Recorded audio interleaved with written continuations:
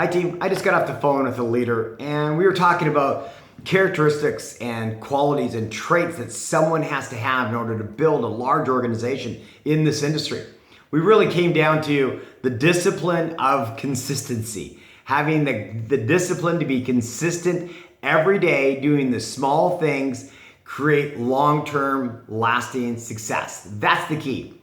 There's a rule that as a new person getting involved in the business should learn is 2 a day, 10 in play. Simply means 2 prospects, 2 contacts a day. Either you're sending out a text message, you're emailing somebody, you're making a phone call, you're sending out a sample pack.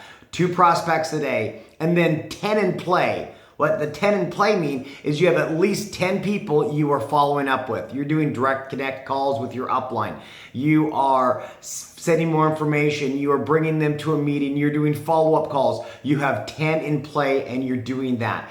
2 a day, 10 in play. If you do this and be consistent at that, you can create massive success and achieve the dreams that you've set out to have. God bless. Have a great day. Take care.